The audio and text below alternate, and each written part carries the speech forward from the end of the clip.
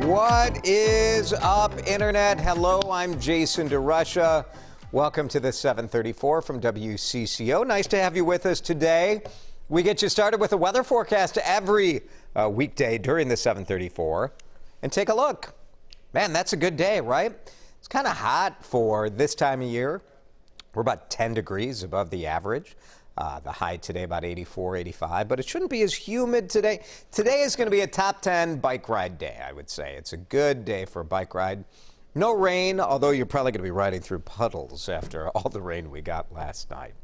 Let's talk about this. If you're a parent and you've been dealing with your kids doing distance learning at home, I don't know what you're going to deal with now because most kids are done with school either this week or early this week. Some are already done. Talked about this on the morning show today. USA Today has an article about what they call possibly the weirdest summer ever. Most summer camps are closed or going to online action. Coronavirus is still spreading. It's still around. And so counselors gave some ideas for parents to do camp at home. What we want to know from you, what are you doing with your kids? Are you going to send your kids back to daycare? Are you going to try to manage like working from home and dealing with your kids? One of the ideas in this article is to make sure you do everything outside. Like even if you want your kids to like watch Netflix on their tablet, go let them do it under a tree, which I think, kids need some fresh air and you need some peace and quiet. So let me know what you're doing with your kids. I'm a little unsure about my own, what we're going to do with them, because my oldest was going to get a summer job at a grocery store. And I'm not sure I want him to do that in this climate. So anyway, comment on the WCCO TV Facebook page, and we'll share some in just a minute. Let's get you updated on the news this morning. You are waking up after a fairly quiet night in the Twin Cities. Perhaps the rain calmed things, hard to know, but the unrest does continue in cities all around the country. This video just into our newsroom of overnight unrest in Washington, D.C. This not far from the White House. Things started out pretty peacefully. And then some started throwing objects at police officers. Police fired back with tear gas and rubber bullets, fireworks like that. It's pretty scary going off in the area. No word on the number of arrests there. Let's go to Portland, where we saw one of the most intense situations. In Oregon, two large groups gathering near the downtown square. Some started throwing objects at police. Officers respond with the tear gas canisters, trying to break up the crowd. No word yet on arrests or any information about that. How about Houston, George Floyd's hometown? City Hall there lit up in the colors of crimson and gold, which are the colors of George's high school, Jack Yates High School in Houston. 60,000 protesters made their way to City Hall earlier in the day in Houston for a peaceful event. Associated Press tally shows there have been at least 9,000 arrests all around the nation since George Floyd's death. 9,300 arrests. Gives you a sense of the scope of the massive protests all over the country. Curfew is over in Minneapolis and St. Paul. It ended at 4 this morning. And one big question that our newsroom is looking for answers for today is whether there will be a curfew tonight or are we done with the late night curfews. Buses are running again this morning. So if you normally take Metro Transit, good news for you. The buses are up. The North Star commuter rail is also running. Light rail is not. The light rail corridor in St. Paul runs through the Midway neighborhood, which had a lot of damage, and also through the Hiawatha area in Minneapolis, which, of course, Lake and Hiawatha was a center of damage there as well. So Metro Transit saying they're hoping to have the blue and green line back in action tomorrow. For the first time in history, there's a state civil rights investigation into the Minneapolis Police Department, and this thing is vast. It's going to address the deadly arrest of George Floyd last week, but it's way deeper than that. The state is investigating allegations of discriminatory policies, practices in the department. We saw a similar investigation on the federal level of Ferguson after that incident years ago.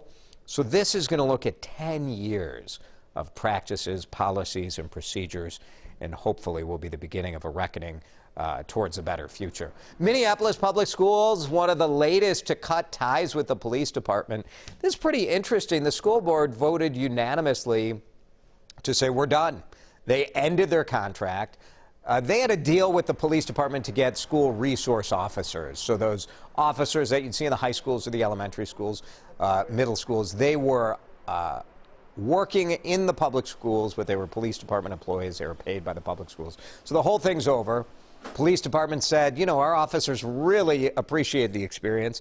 A lot of kids love those officers too, right? I think it's North High School where the school resource officer is also the football coach. So the superintendent has until mid-August to lay out a new safety plan. What are they going to do? Are kids even going to go back into the classroom in the fall because of coronavirus? We don't know. George Floyd is going to have a private memorial service in his honor tomorrow. I have questions about this, too, in the age of coronavirus. How is this all going to work at North Central University in Minneapolis?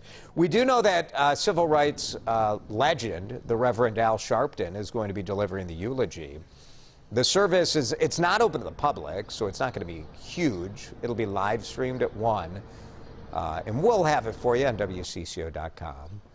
Floyd's funeral will be held in Houston next week. Support is pouring in for George Floyd's 6-year-old daughter. Just heartbreaking to hear from her. A GoFundMe page has raised more than $500,000 for Gianna in just one day, and we shared some of that little girl's thoughts. You can catch that at WCCO.com. President Donald Trump looking for a new state to host the Republican National Convention this summer. We got a presidential election coming up in November, and the party's conventions, the whole thing has been thrown into flux. For the Republicans, it was going to be in Charlotte in August, but because of the coronavirus pandemic, North Carolina is saying, look, we don't know if we're going to allow a full in-person 50,000-seat gathering in August. Republicans looking at Nashville, Vegas, and Orlando as possible substitutes. How about this in Iowa? Steve King had served 9 terms in Congress, and last night he lost his primary re-election bid. State Senator Randy Feenstra ran against him in a Republican primary, and Feenstra won. King has been shunned by his own party. You know, you can address his remarks in a million different ways, but most, even Republicans, felt that King's remarks, especially about immigration, were racist. House Republican leaders went so far as to strip him of his committee assignments last year. When WCCO viewers saw a raging fire destroy a popular North Minneapolis barbershop, they quickly stepped in to help out, largely because of the passionate words of the manager of that place. We were there Friday night when firefighters arrived at the Fade Factory on Broadway Avenue. There was so much unrest that night. It took firefighters nearly 3 hours to get there, which is understandable, but just devastating. And we talked with barber Shenard Trayvon Ellis on that Friday night as he was watching the fire destroy where he works.